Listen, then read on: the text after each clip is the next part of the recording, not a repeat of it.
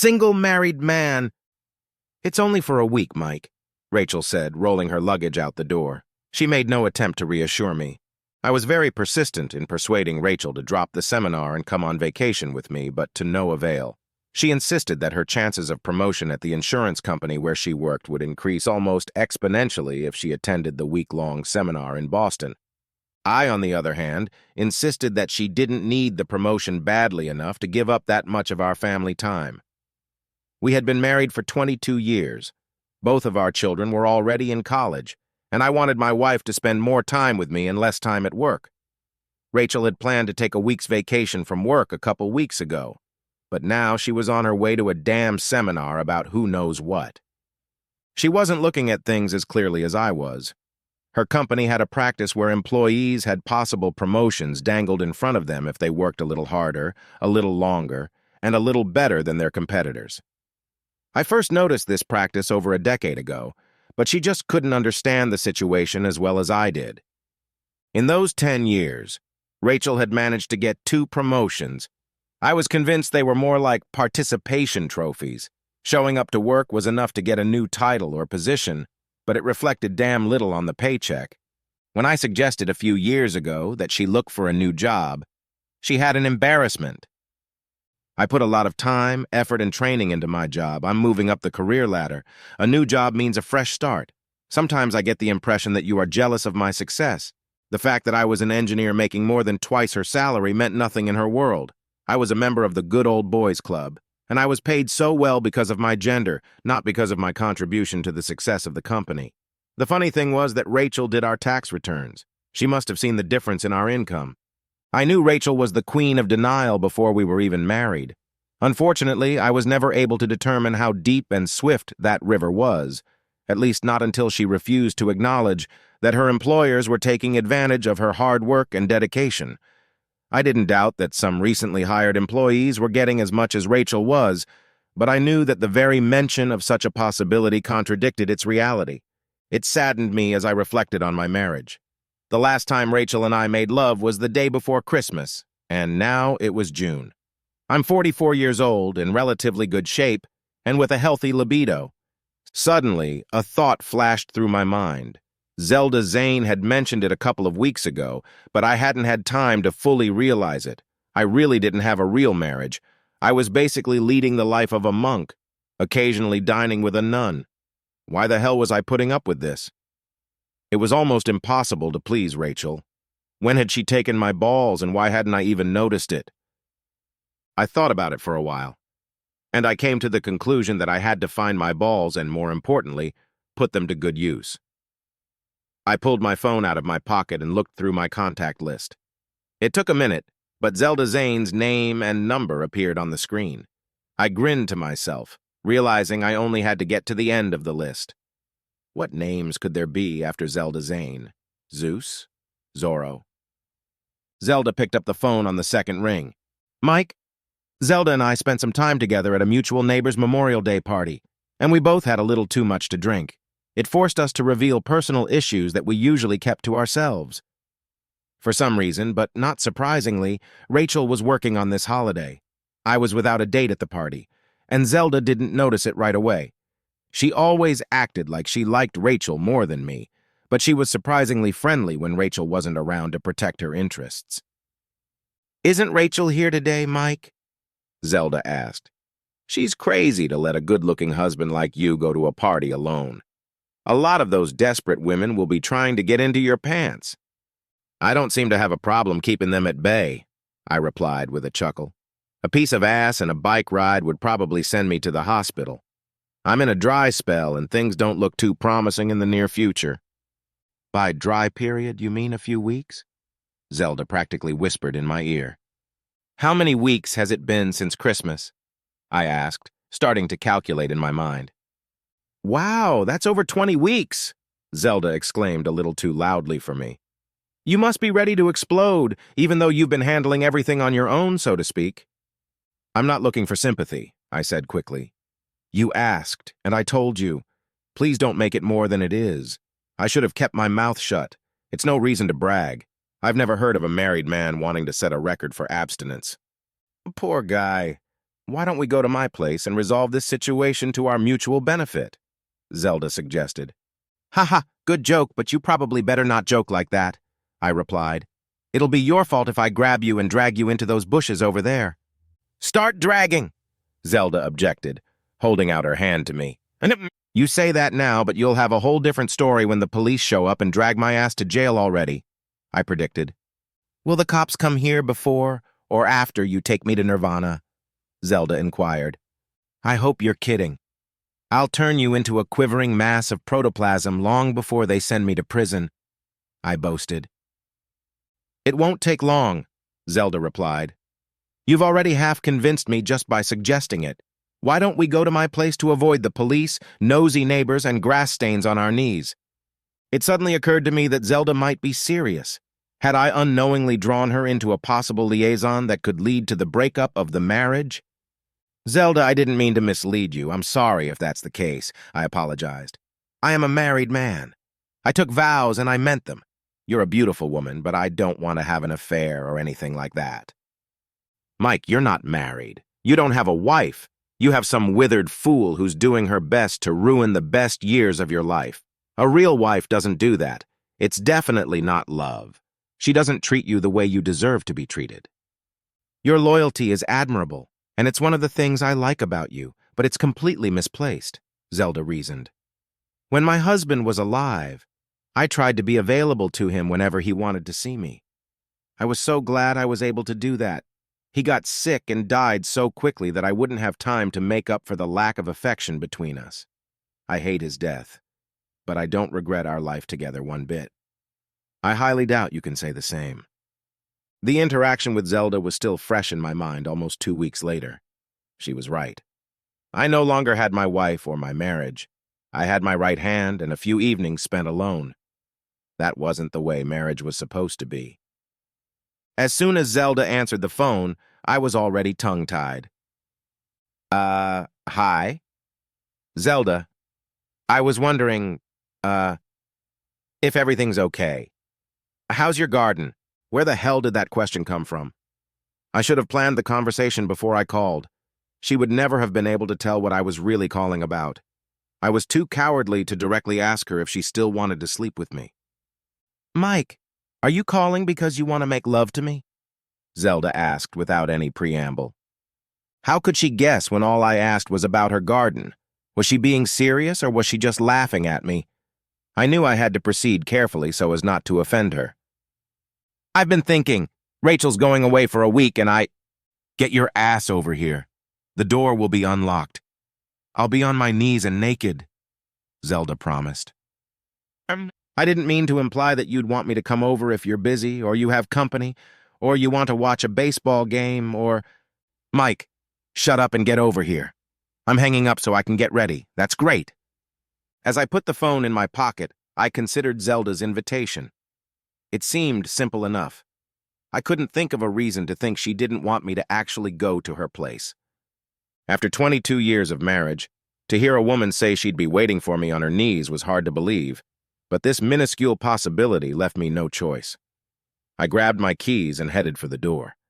Not knowing what to do after the 5-minute drive to Zelda's house, I knocked somewhat timidly on her door. I was surprised when the door immediately opened. A fully dressed Zelda greeted me with a chaste embrace and an obvious smirk. You didn't think I'd really be naked and on my knees, did you, Mike? I was teasing you to see how long it would take you to get here. You got here in less than 5 minutes. I'm impressed. Usually the red light on Hickory Street takes forever. Well, there was no other traffic, so You ran a red light. You must be very excited. Am I flattered, or would you have done the same if Mrs. Drysdale had made the same promise? I must admit she's not badly preserved and probably has a lot of experience. After all, she's almost 90 years old. I can't say whether I would have refused if she had made the same promise to me. It's been a long time since I've enjoyed carnal pleasures, I admitted. That would suggest that either you don't usually enjoy love, or you haven't lately, Zelda teased. You told me on the phone that Rachel was going away for a week, Zelda continued. Don't worry about me reneging on my promise, but I thought it would be nice if we sat down over a cold drink and discussed what our goals and hopes were for your visit. To be honest, I didn't know what to expect. I guess I left the house hoping for great feelings. I know it's presumptuous of me, but you kind of encouraged me on the phone, I said honestly. I thought about our last conversation for a long time, and finally decided I'd had enough of Rachel's crap. I'm not telling you it's out of the question, but it's not a tempting idea either, Zelda replied with a smirk. Do you expect to have a secret affair with me and just go back to Rachel when she gets back, wherever she's gone?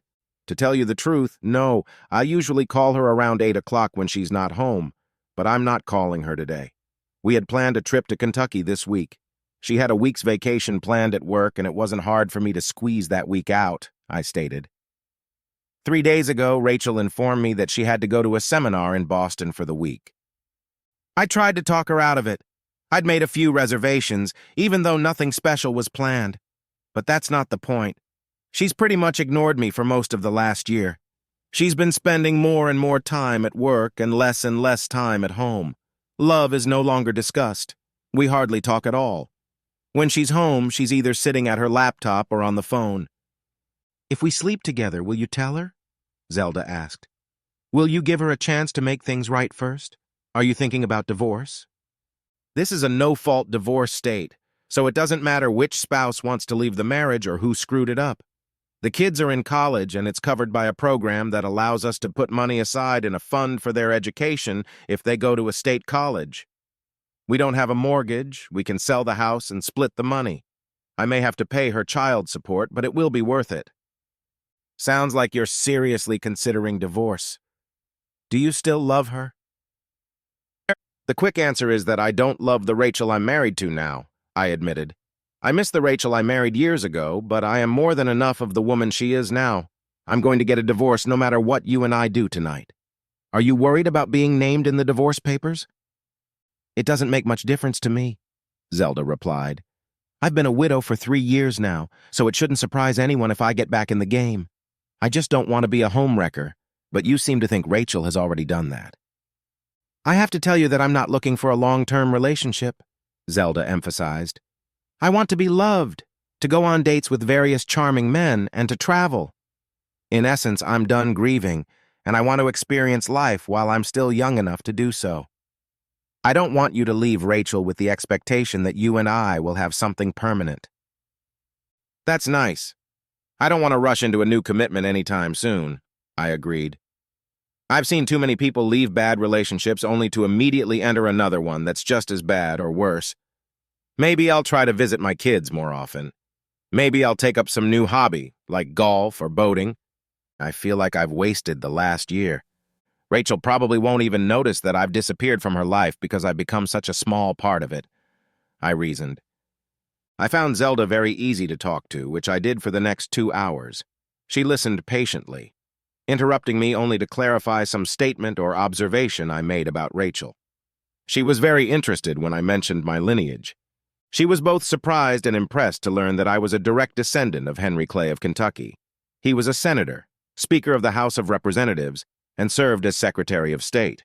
In the end, I was only listened to, but I found that the presentation of my thoughts and feelings about my marriage enabled me to come to a decision. I was very unhappy in my marriage. It was on artificial life support, and it was time for me to pull the plug on it. Thank you for listening to my problems. It really helped me clarify things and decide on a course of action, I said, hugging Zelda gently at the door. I'm glad you came. I'm also glad you weren't upset that I wasn't naked and on my knees. I just threw it to you to see how concerned you were and how quickly you would react. You were quick, very quick. Now that I think about it, it's embarrassing. In my defense, you are a very attractive woman, and I haven't had much female companionship lately. I appreciate you taking pity on me and letting me share my story. Go home and think about what you really want, Mike. We still have most of the week ahead of us, Zelda pointed out. I've already told you that I want a friends with privileges type relationship with an intelligent and discreet man. Or 2. I don't want to be some dirty secret you have to keep. I totally agree, Zelda. If I want to stay married, I'm not going to step over my marriage. I have to admit that I'm leaning toward no longer living as a married bachelor, if that makes any sense. Maybe I should have said single married man. Mike, you're living like a damn monk, not like any normal married or single man, Zelda stated. If you don't like it, change it. Either make her your real wife or use the divorce law to get rid of her. I called Zelda on Tuesday afternoon.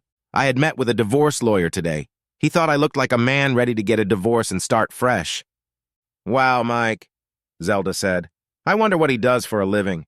Incredible observation for a divorce lawyer, don't you think? Okay, no need to be sarcastic, I replied with a chuckle. He's my mother's closest cousin, and I've known him all my life. I trust the guy. He listened to all my complaints, shook his head a few times, and finally called me a dumb ass for staying with Rachel for so long. He's preparing divorce papers for me. Promised I could pick them up tomorrow afternoon. I'll hand them to Rachel when she gets home. I can't wait. And when is Rachel coming home? Zelda asked. I don't think I'll want to be around when all this happens. I don't know exactly. I haven't talked to her since she left or listened to the details of her itinerary because I was so angry at her for leaving. I guess it will be next Friday or Saturday since the seminar will probably end on Friday, I reasoned. She left on Sunday, so she'll have a full week on Saturday, which she mentioned several times. Now that's marriage, Mike. Your wife went to Boston, but you don't know why, for how long, or if she's actually in Boston. Yes, my lawyer also noted the lack of details about Rachel's plans. He thought it indicated that I wasn't very interested in Rachel and her career. It made me feel pretty pathetic as a husband. I'm ready to fix my lack of interest in my wife's situation. I'm going to get rid of this fool. Looks like you've finally made a decision, Mike. Why don't we go out to dinner tomorrow night and celebrate you finally being reunited with your balls? Zelda suggested. Wednesday was a momentous day for me. I picked up the divorce papers to hand to Rachel, enjoyed my first ever taco de birria, and made love for the first time in 6 months. Zelda was an eye-opener for me. She invited me out for drinks after our dinner at Taco Bell. I used my full set of tricks on her, and she reacted like a wildcat. On Thursday, I called Zelda again. I'm loaded and ready to go. Would you like to have dinner with me tonight before your bell rings? I'm sorry, Mike. My sister's visiting, and she'll be here any minute. Can I get an extension? I understand. How about Friday night? You'll be needed by then. My sister will still be here Friday night. She's staying with me for 2 weeks, so put some other lucky girl on your schedule for the foreseeable future, Zelda replied before passing out. Friday night, I was watching a movie and playing with myself when Rachel suddenly appeared in the bedroom doorway. At that moment, I decided to give her one last chance. Hey, baby, it's so good to have you home. Come join me. That's such a tempting offer, Mike. Is it hard to refuse, or should I say half hard to refuse? There's no easy way to say it, so I'm just going to rip the Band-Aid off. I'm divorcing you, Mike. What? Why? Did that lying fool Zelda talk trash to you? She doesn't take no for an answer. She's really not your friend, Rachel. She stabbed you in the back to get a shot at me. Mike, please listen to me for once, Rachel insisted. I want you to hear and understand why I'm divorcing you. Try to understand the words that will come out of my mouth. Understand? You're the one in denial. If we get divorced, I'll do everything I can to make sure I don't have to pay you a dime in alimony. You'll have to survive on the few bucks you bring home from that crappy job of yours. Remember, I'm the engineer in this marriage. Mike, your company calls you a sanitation engineer. That's not really an engineer. It's a term your employer uses to make you and the other guys feel better about your jobs. This week was a big week for me. I got promoted again. I'm now a regional manager at All Farm State Insurance. My salary was raised again, so I will be making in the neighborhood of 6 figures. I've decided to take complete control of my life, including divorcing you. You've been planning this for a long time. That's why we weren't in love. You were trying to wean yourself off me. I suddenly realized. Mike, you're still delusional. You never talk about anything but yourself and your weird personal preferences. You're selfish and self-absorbed in bed. That's why I avoid lovemaking with you. It's a really terrible experience. Yeah? Ask your ex-girlfriend Zelda about her impressions of my prowess. She's not some withered old fool like you. She likes to sleep with me, I proudly proclaimed. Mike, she's my best friend. I asked her if I was being unreasonable in my expectations of my husband. She agreed to sleep with you to get an honest, unbiased opinion. I bet she's glad she agreed, I replied with a smirk. She said you spent over 2 hours telling her about your family tree and genealogy. Zelda said it was probably the most boring conversation she had ever been a part of. I understand her pain. Why did you decide to divorce me after all these years? I asked. We have 2 children together. Why do you want to end a good thing? It occurred to me that divorcing Rachel would leave me in a bad position. I was barely making enough money to live, let alone the lifestyle I enjoyed. I figured she was downplaying my abilities in bed, trying to shake my confidence. Just because she didn't have attraction didn't mean I had to do without it. I decided to convince her that I could live without love as long as she was there for me. She was very proud to have me as her husband. She would never give up on me if she could keep me. Rachel, I realize that you never liked love with me. That's okay. I can live with that. As long as we're together, I'll be happy. Love with you has never been very good. That's true, Rachel admitted. But I've found that it can be quite pleasant when I'm with a man who knows what he's doing. Did you cheat on me, Rachel? Are you a cheater after all? I'm using your cheating as grounds for divorce. You'll support me for the rest of my life. Mike, you know everything. You even admitted to Zelda that you know we live in a no-fault divorce state. That and the fact that you have no proof of infidelity on my part makes that argument moot. Plus, I was waiting for Zelda to tell me that you slept with her before taking Tim Roberts for a test drive, Rachel replied with an evil smirk. Technically, you cheated first. I never meant for it to turn out this way, I whined. I wish you hadn't gone to Boston. I've arranged a great vacation for us.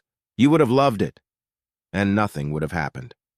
Honestly, Mike, it was your vacation plans that finally convinced me I needed a divorce. Visiting cemeteries and graveyards in every zip code in Kentucky is not a vacation.